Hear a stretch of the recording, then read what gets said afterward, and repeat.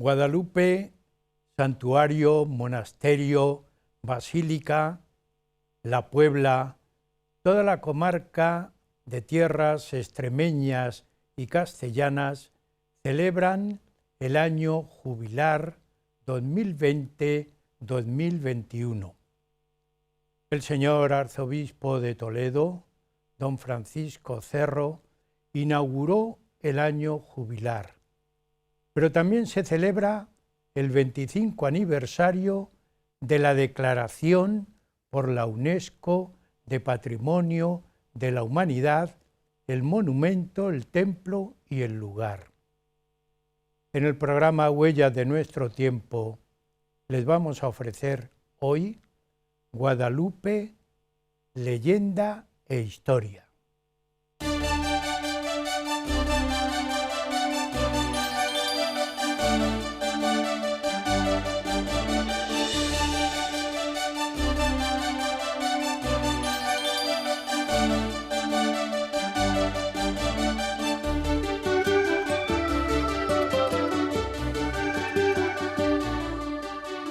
Guadalupe, leyenda e historia.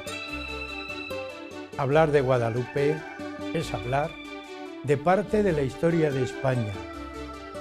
Se concentraron una serie de acontecimientos en ese lugar, en aquel lugar, que tenemos que reconocerlo históricamente, legendariamente incluso, en el programa Huellas de nuestro tiempo. Fue santuario, fue monasterio y es hoy basílica. La advocación de la Virgen de Guadalupe preside el monasterio, preside la basílica, pero es una advocación extendida por toda España y hasta en el Nuevo Mundo, fundamentalmente, especialmente en México.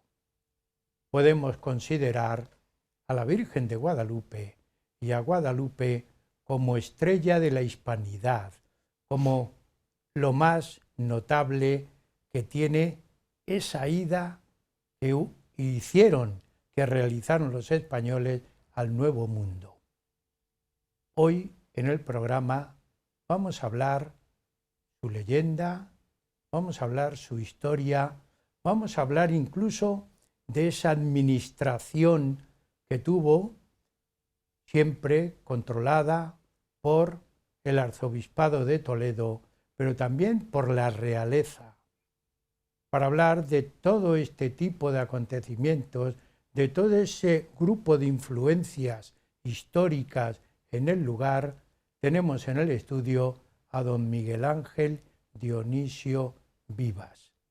Don Miguel Ángel, doctor en Historia, es profesor de la Universidad Complutense de Madrid, pero también del Instituto de Estudios Religiosos de Toledo, ubicado en el Seminario Mayor de Toledo, y muchas cosas más.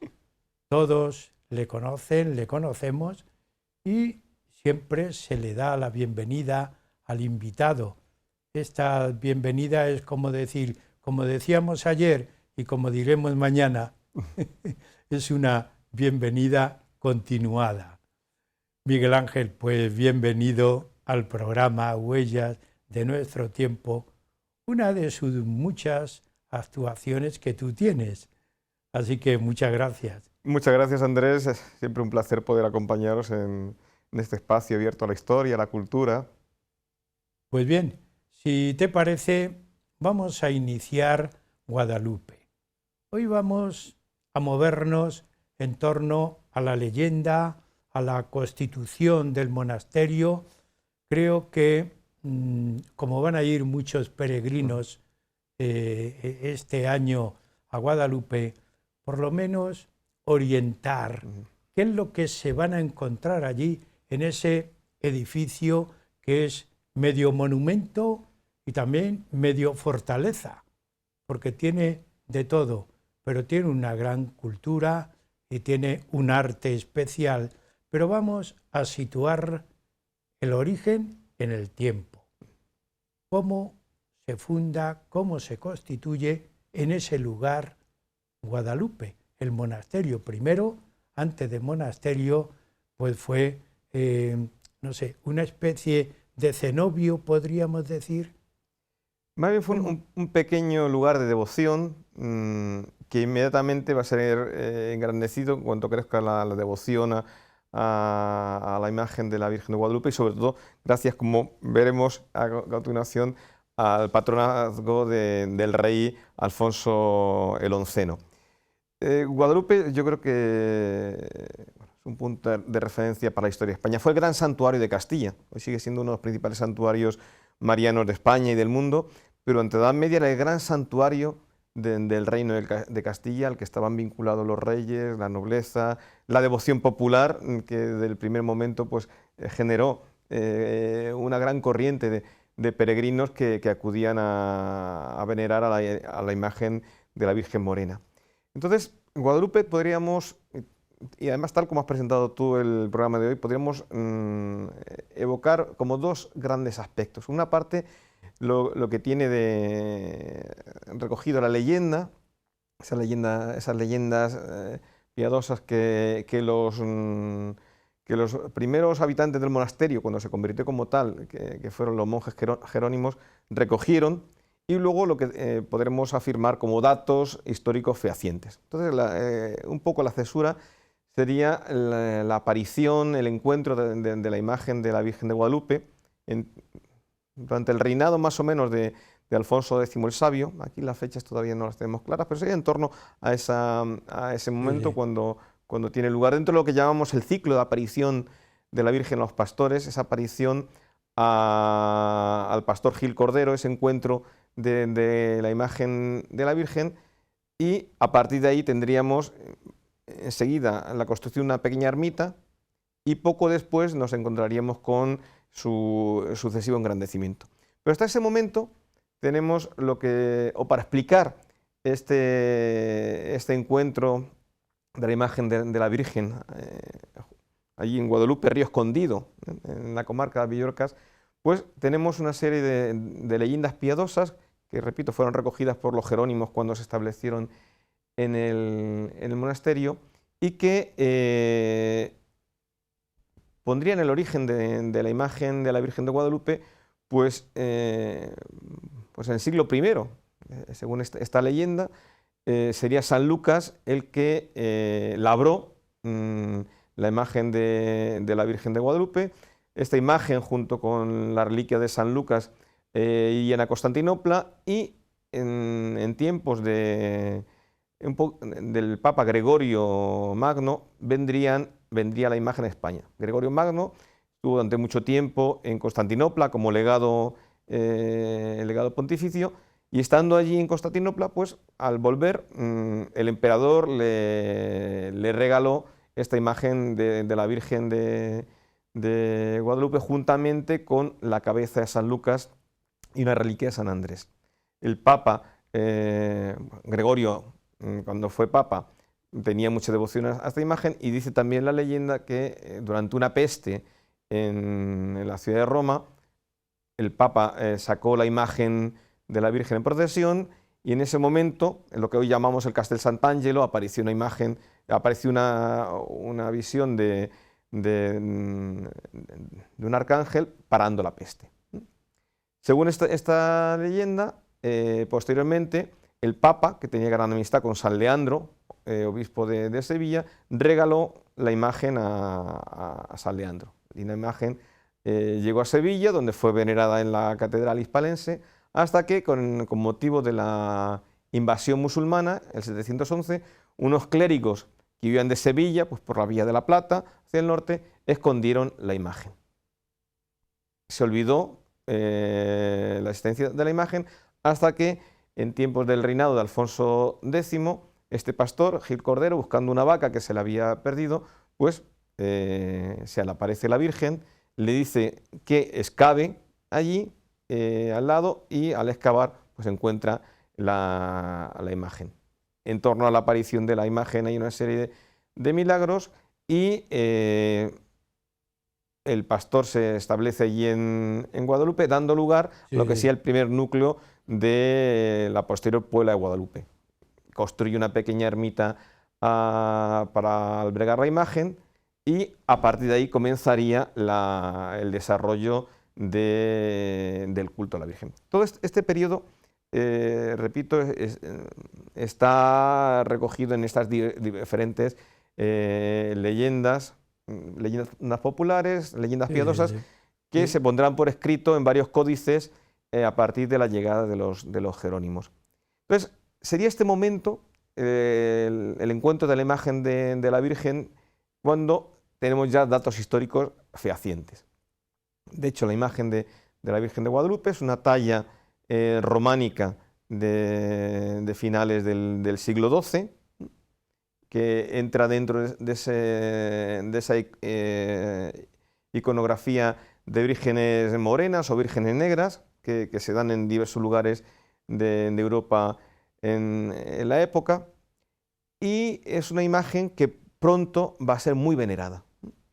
Y tenemos ahí un personaje clave y un momento, diríamos, que marca un antes y un después, porque sí es cierto que la devoción a la Virgen va creciendo, pero en 1330 llega a Guadalupe alguien que repito, va a ser importantísimo en la historia y en la vida de la población, de la Puebla de Guadalupe y el desarrollo del santuario. Y es el rey Alfonso el Onceno.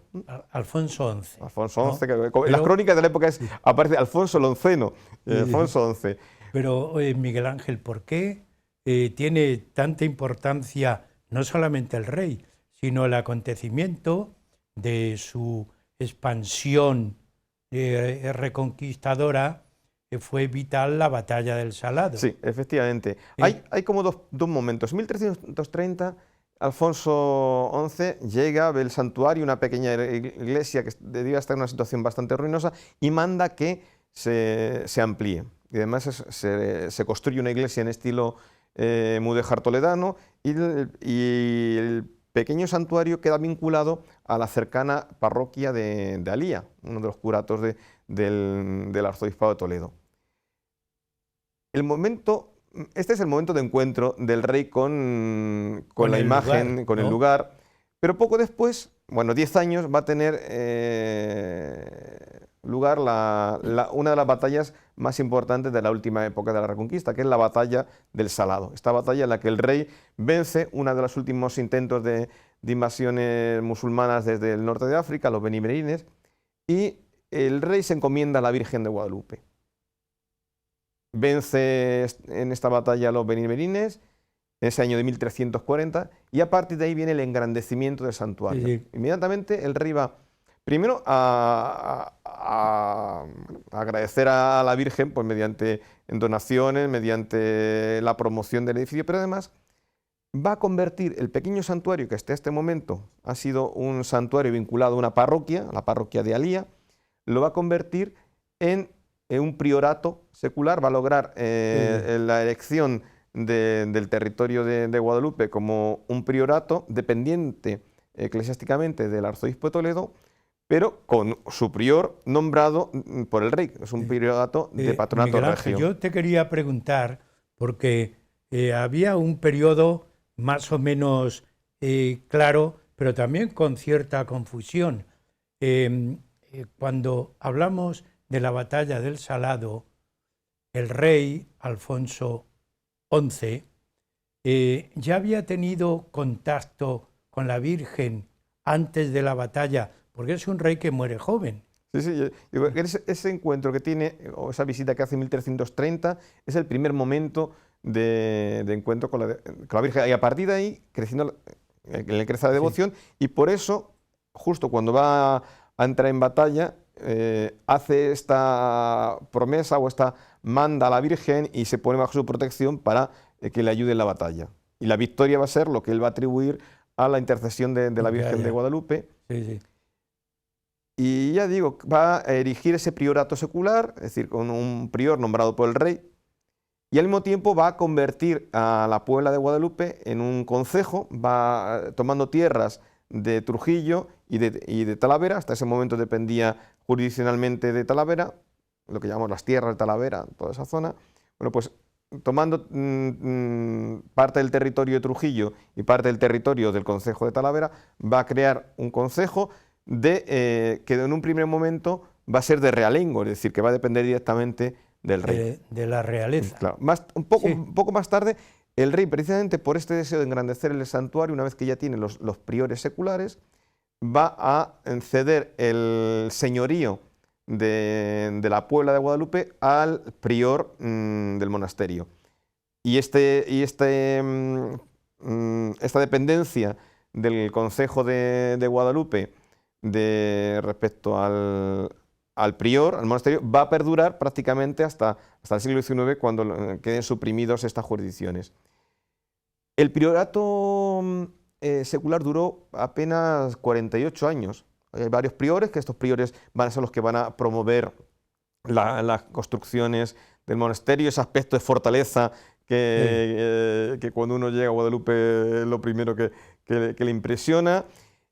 Y en 1389, el rey Juan I de Castilla va a entregar el priorato y va a fundar un monasterio de la Orden Jerónima. Juan I de Castilla es un rey muy, muy interesante, porque es el gran promotor o el gran impulsor de la reforma religiosa en Castilla. A veces, cuando hablamos de la reforma religiosa al comienzo de la Edad Moderna, nos referimos inmediatamente a Lutero, los reformadores protestantes, pero habría que ver cómo, mucho antes, del final de la Edad Media, hay en toda Europa una corriente de renovación religiosa que en Castilla va a ser promovida por los Trastámara y que va a dar lugar, y ya hablamos en su momento de él, pues toda la reforma de Cisneros.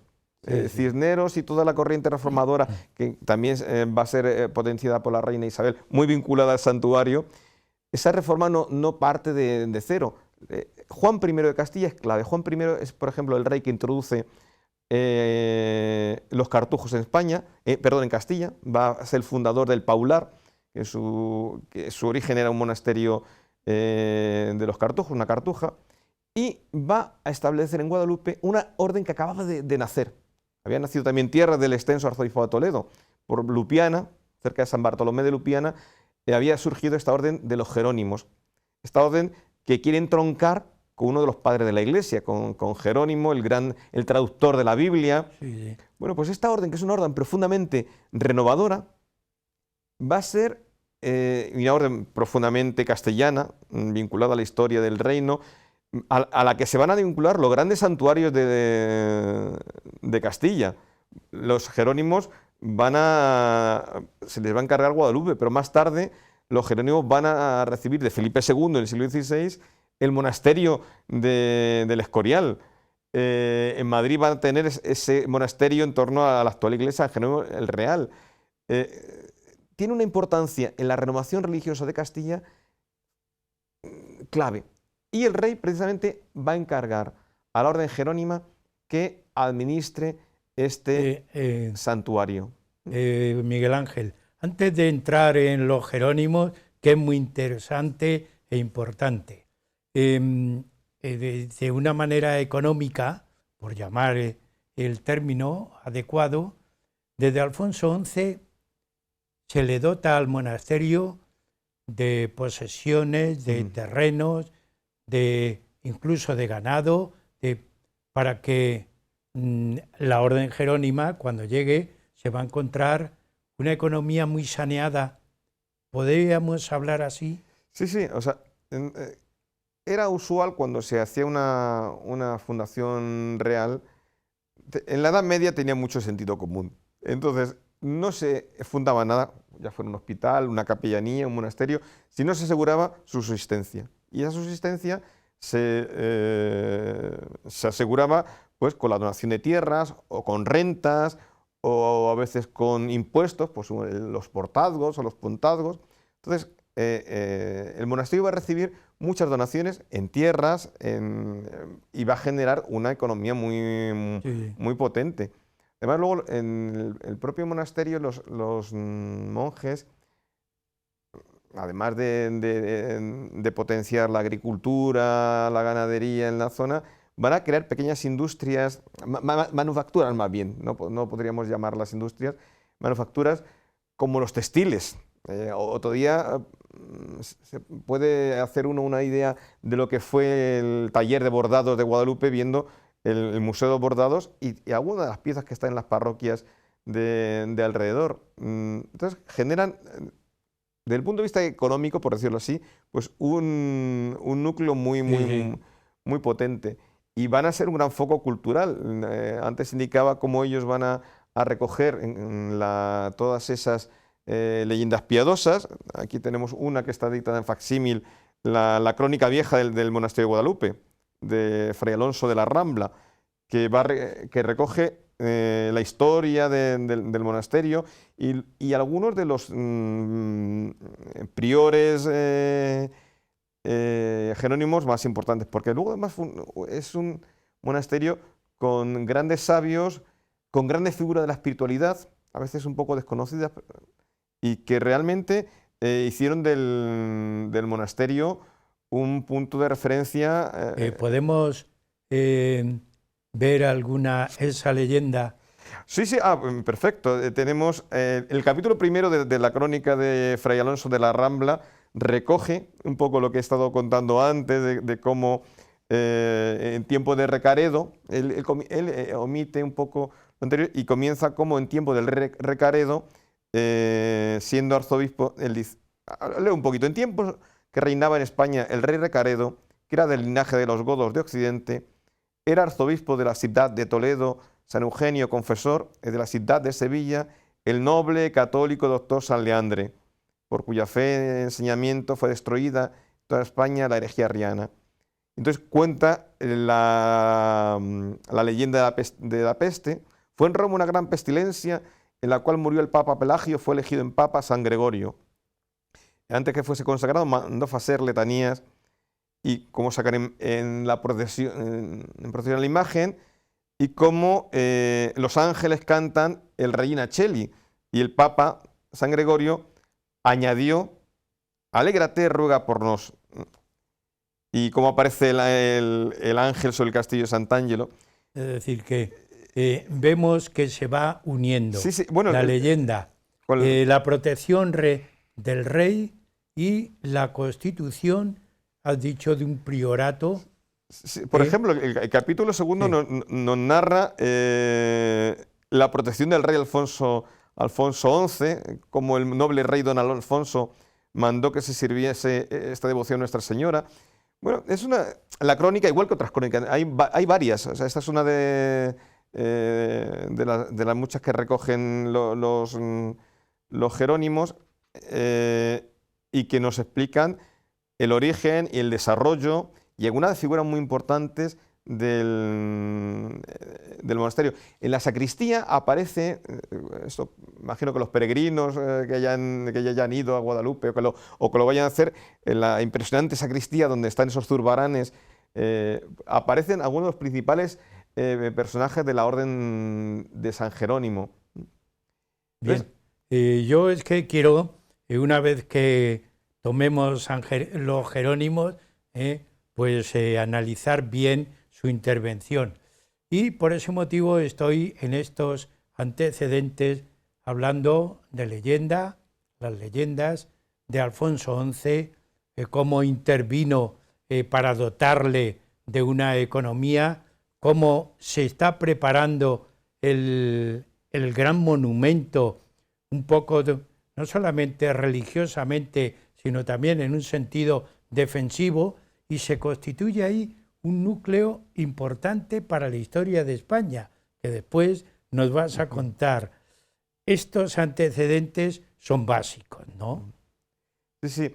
Es decir, el rey Alfonso XI es el que pone los cimientos, por decirlo así, de lo que va a ser el posterior desarrollo. Ya he indicado que luego Juan I, llevando a los jerónimos, le dará un gran impulso espiritual, pero durante esos años de 1340 a 1389, que son el periodo de los diversos priores seculares, es cuando tenemos lo que sea el núcleo más importante del edificio, del actual monumento que conservamos, el engrandecimiento económico, el engrandecimiento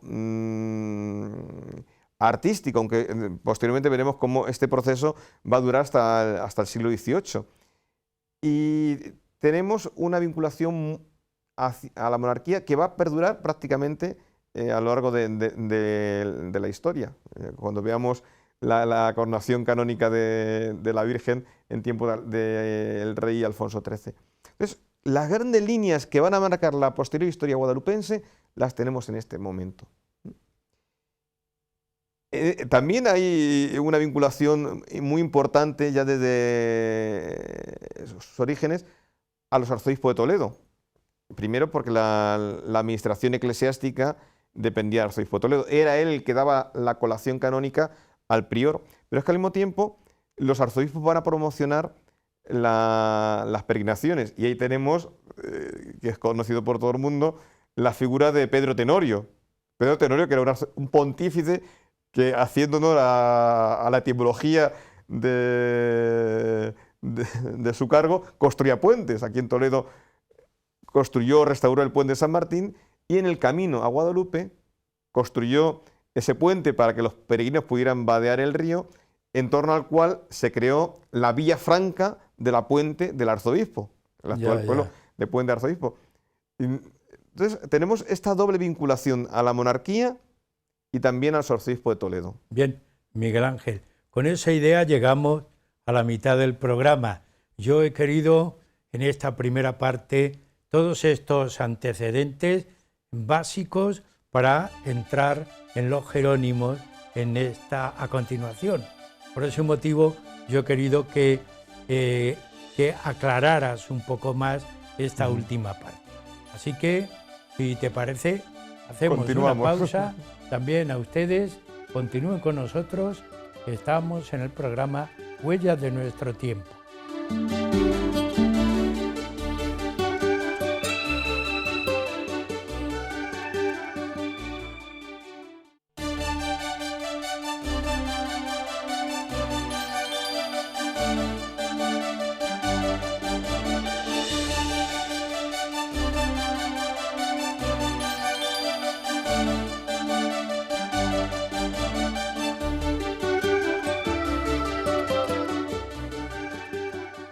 Continuamos en el programa Huellas de nuestro tiempo, y hoy estamos exponiendo un tema espiritual, histórico, cultural, de todo, no un poco, sino de todo, un mucho.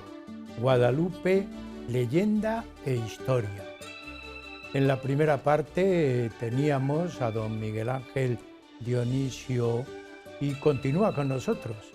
En esta segunda parte yo le había preguntado numerosas cuestiones para que estableciera, diríamos, el fundamento de la Constitución de Guadalupe como monasterio, actualmente como basílica. Y le había dejado un poco, Miguel Ángel, te había dejado ahí sobre los Jerónimos. Yo no quería que entraras porque quería seguir auténticamente la importancia que tiene la reforma espiritual religiosa de Juan I de Castilla, abandonada un poco la idea en el tiempo con la introducción de los Jerónimos en Guadalupe. ¿Cómo históricamente establecemos esa relación?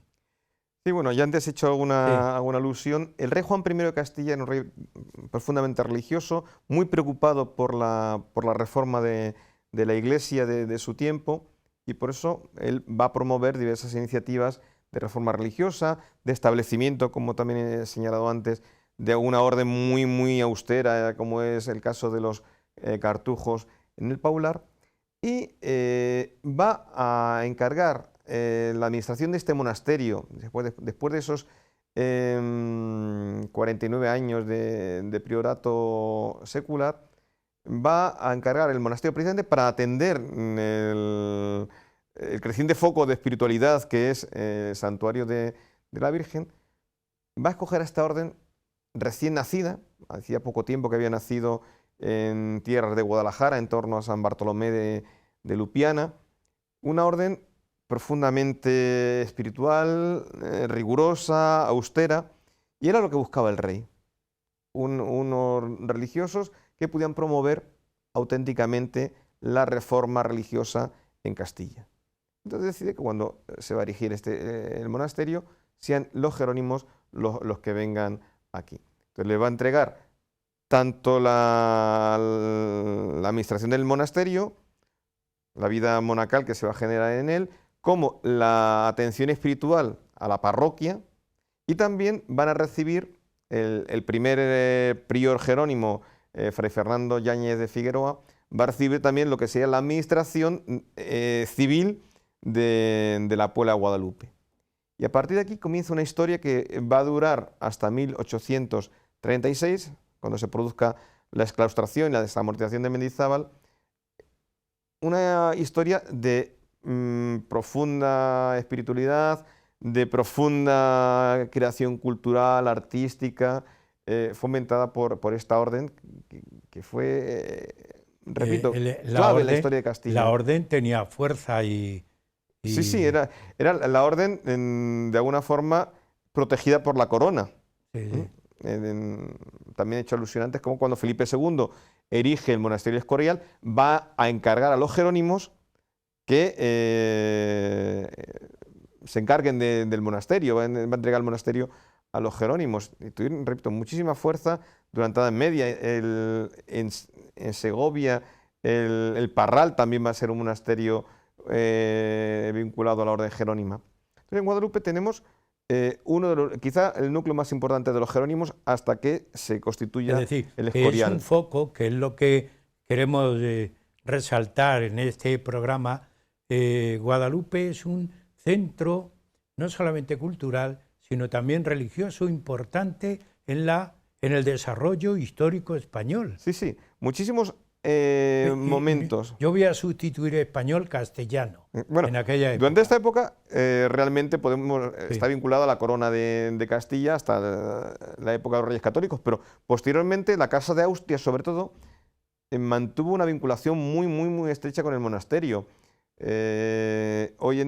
Bueno, no nos vamos a saltar, vamos a ir a otro personaje clave, que es Isabel la Católica, pero su hermano Enrique IV también tuvo mucha vinculación con el monasterio. De hecho, en el presbiterio del monasterio está la tumba, está el cenotafio de Enrique IV y de su madre María de Portugal. Quiso ser enterrado, Enrique IV muere en Madrid, en el Alcázar de Madrid, y va a ser trasladado su cuerpo al monasterio de Guadalupe.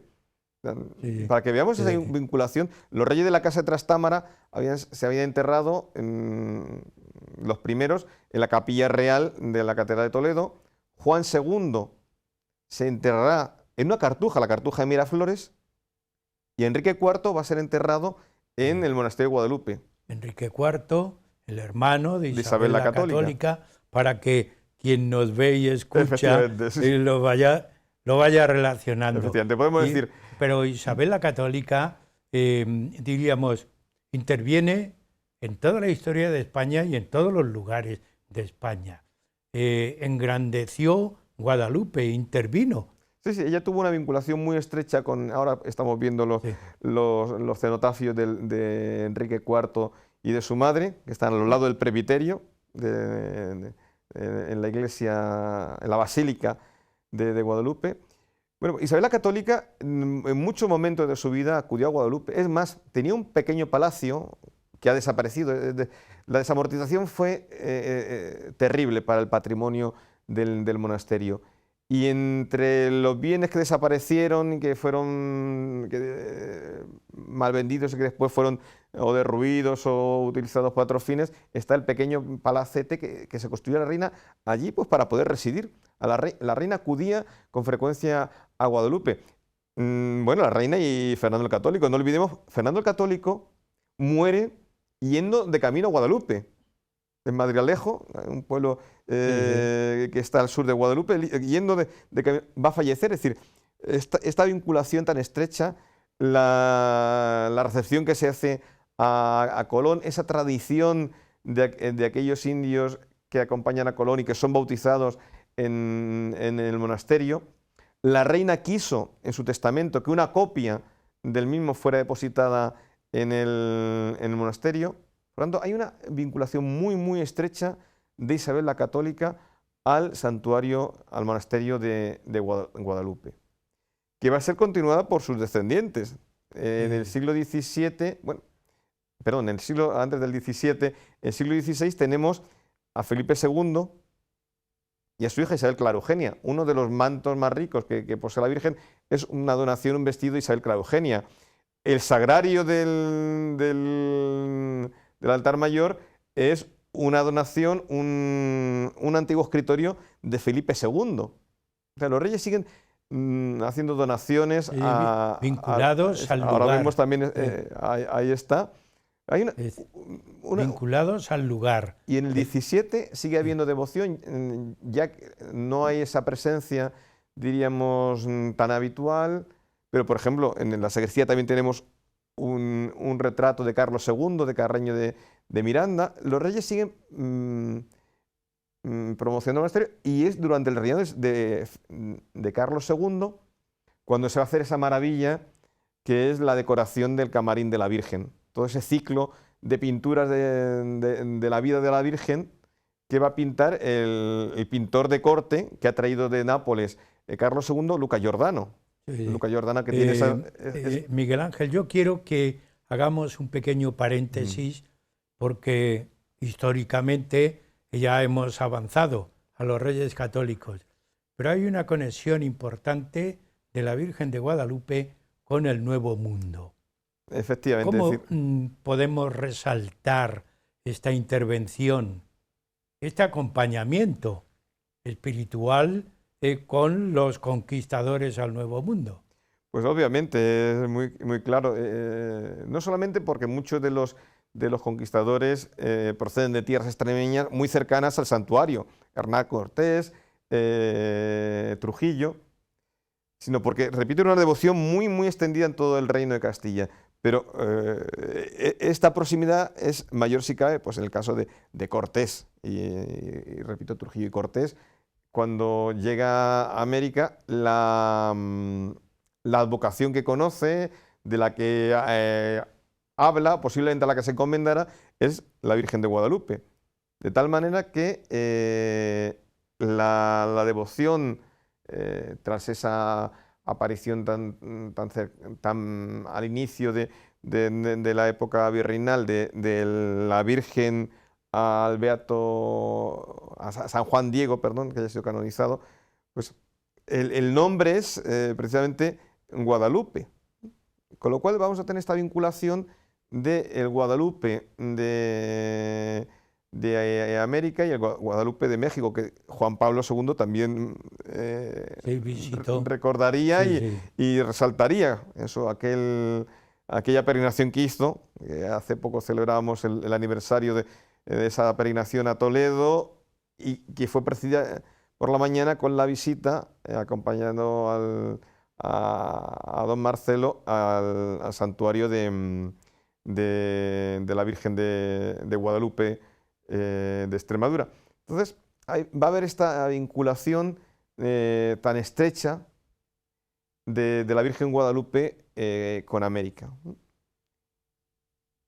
Pero, bien, por seguir un poco históricamente, porque si no, no tendríamos tiempo. Nunca santis, como decía San Bernardo. Nunca diremos bastante. No tendríamos tiempo. Pero toda la intervención de los jerónimos, que es grande, no solamente espiritualmente, sino también pues, desde el punto de vista de desarrollo económico de la comarca.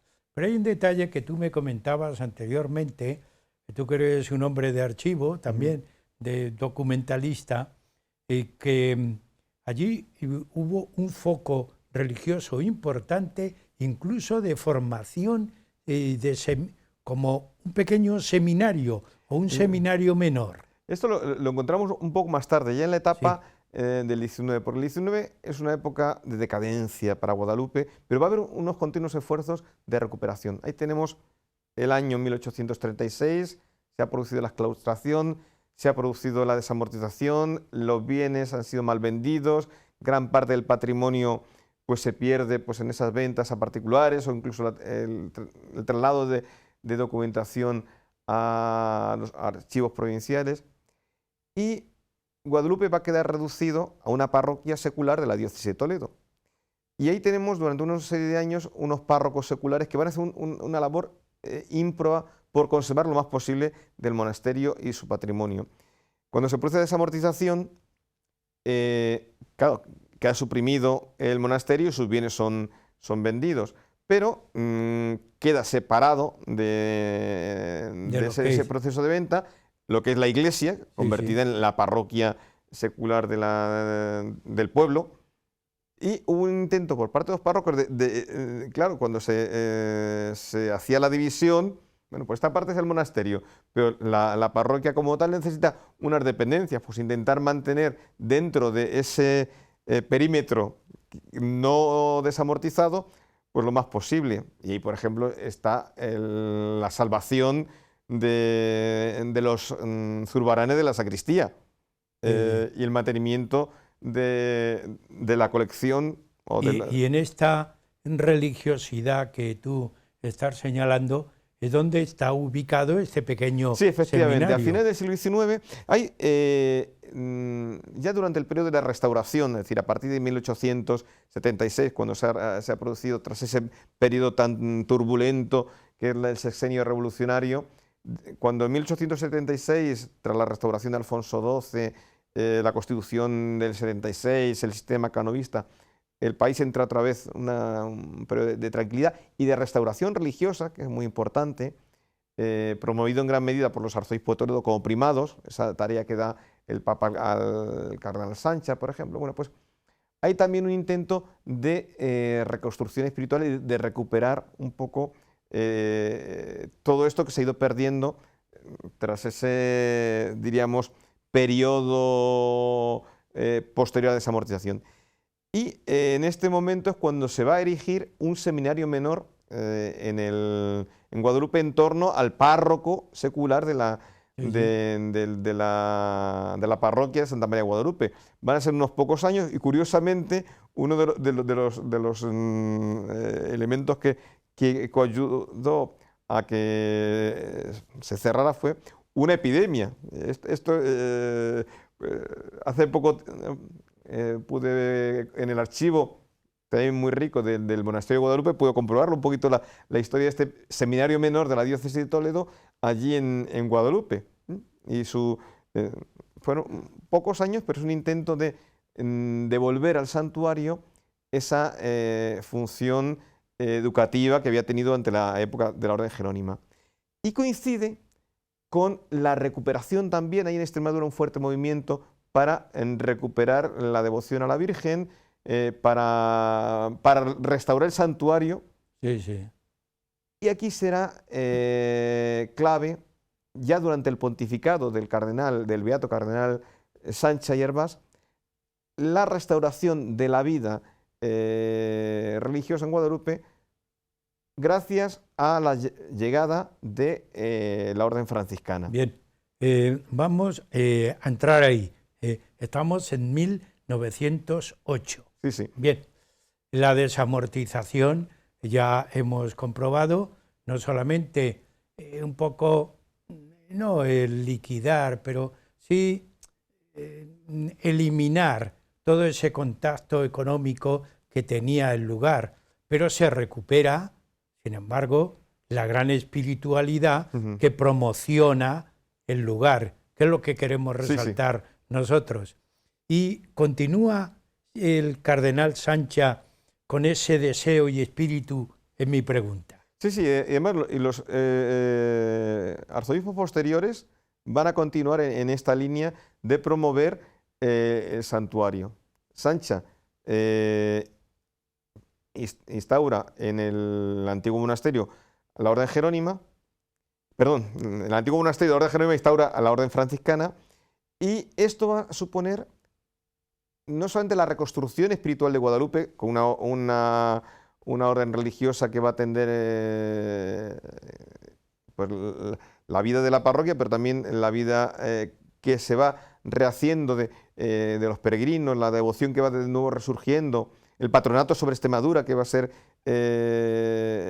establecido en estos años, cuando se va a componer ese himno a la Virgen de Guadalupe, el Augusta Reina de Extremadura.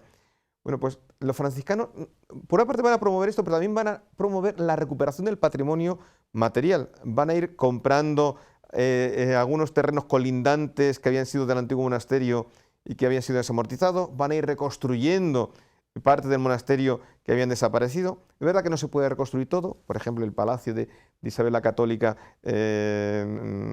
no quedó nada, pero algunos elementos lo van reincorporando al monasterio, van restaurando, y esto va a permitir que desde principios del siglo XX haya un auténtico resurgir de Guadalupe. Después, diríamos, de ese periodo oscuro, triste, posterior a la desamortización, decadente en ese sentido, de que se pierde gran parte del patrimonio y la vida espiritual decae, vuelve a ser de nuevo un foco de espiritualidad. Y tenemos...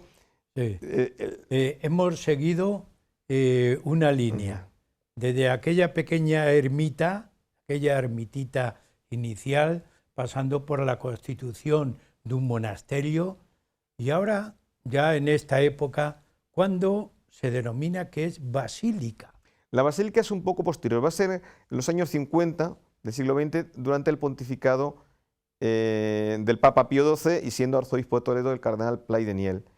Pero es más bien consecuencia de un hecho también clave, que va a ser la coronación canónica de la Virgen durante el pontificado del cardenal Segura y con la asistencia del rey Alfonso XIII. Alfonso XIII, de alguna forma, muy vinculado a Extremadura y muy vinculado al cardenal Segura.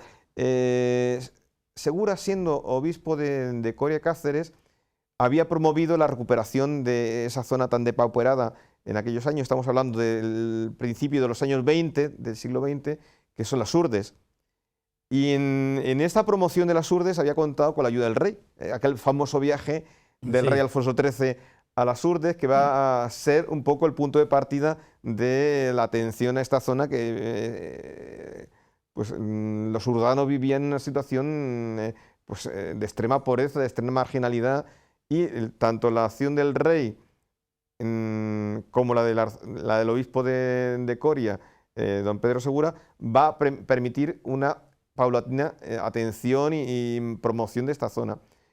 Esa atención del obispo Segura a la zona va a hacer que el rey Alfonso XIII, pues quede entusiasmado con este obispo joven, este obispo dinámico, este obispo que tiene un gran interés por esta zona pastoral, pero también, diríamos, de promoción humana.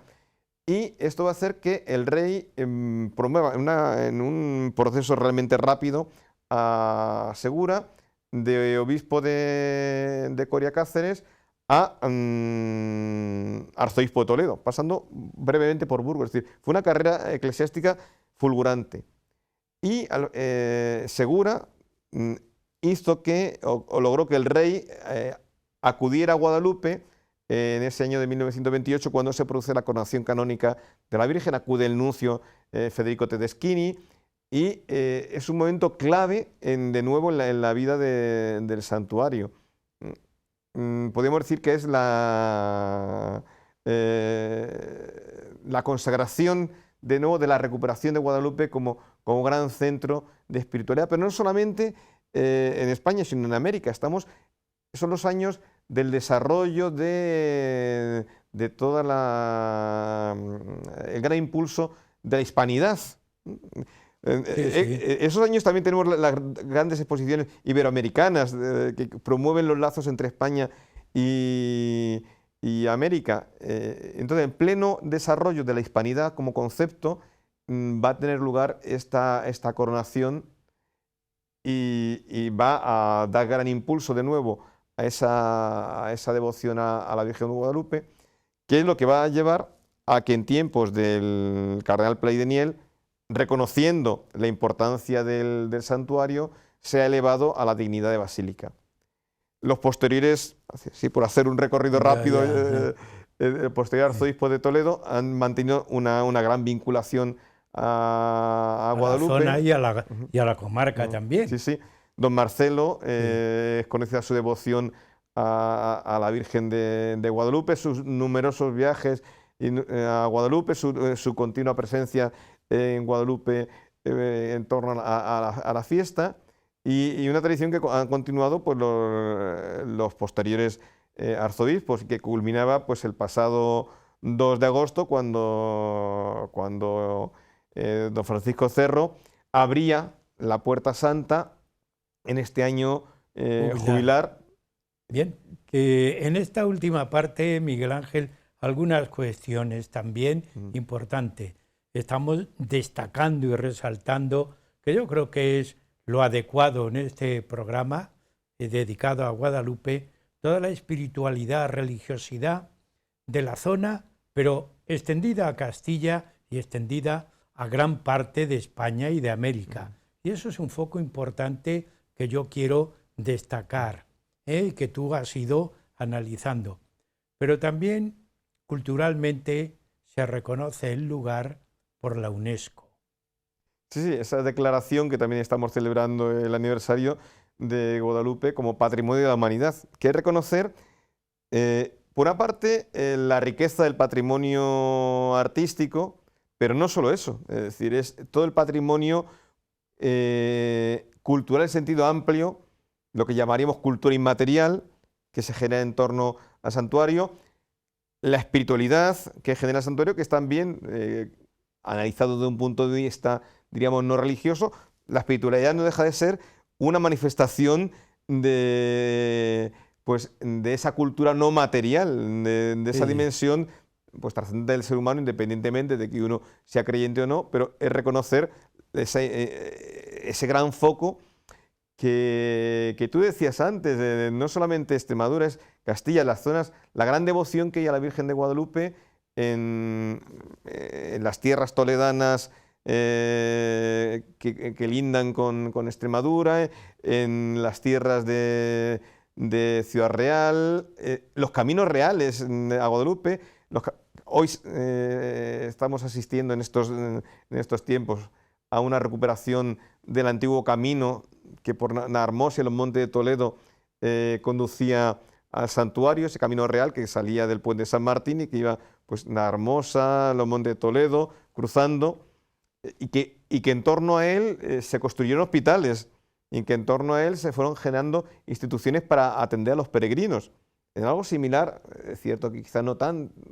Bueno, habría que haber en su momento algo similar a lo que es el Camino de Santiago. Sí, sí. Quizá no con tanta trascendencia, diríamos, ya, europea, pero a nivel del Reino de Castilla. La atención al peregrino es semejante. Sí, sí, se crean instituciones a similares. La atención que se puede hacer en el Camino de Santiago. Sí, exactamente lo mismo. Porque el concepto de albergue que hoy se utiliza modernamente, en aquella época eran hospitales de peregrinos.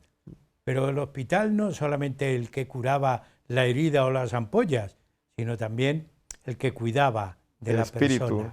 La atención espiritual que se daba en estos lugares. Que eso es lo importante.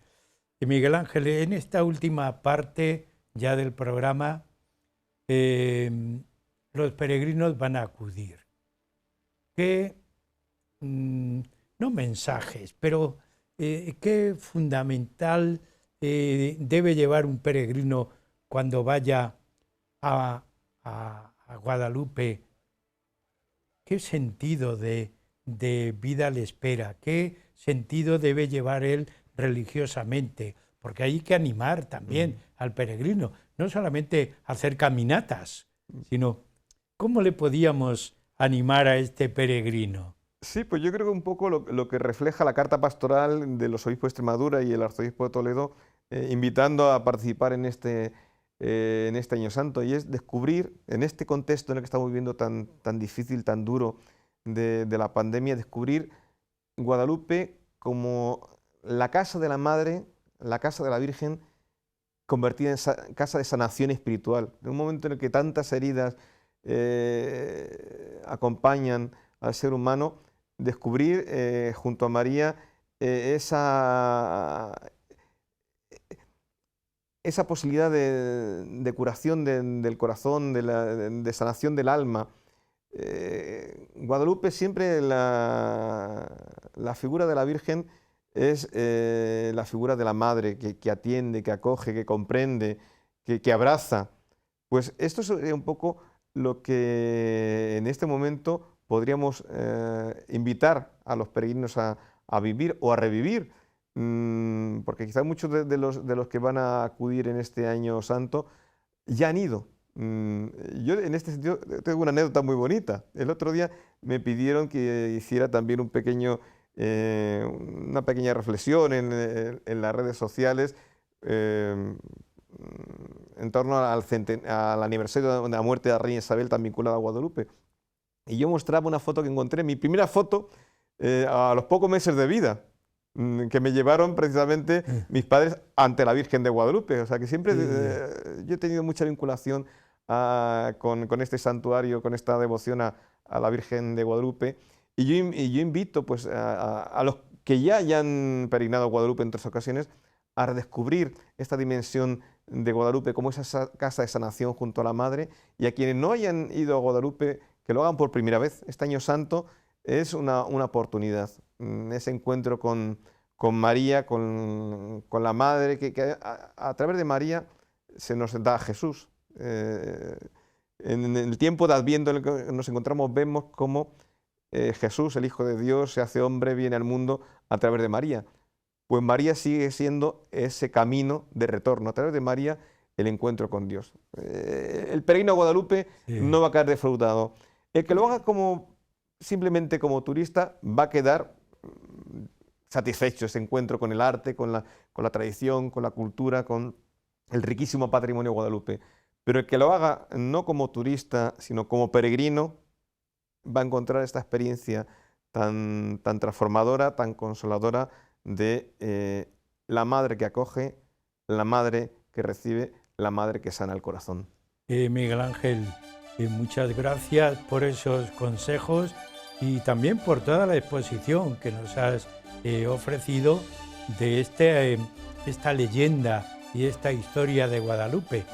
Yo te agradezco una vez más tu participación en el programa y continúa investigando, porque los investigadores siempre sacáis algo nuevo. Así que muchas gracias por haber Andrés, estado en el programa. Como siempre, un placer poder acompañaros. Y también a ustedes, animarles, porque don Miguel Ángel nos ha dicho algo que a mí me va a acompañar, no solamente hoy, sino en esta época. Guadalupe es un camino de sanación.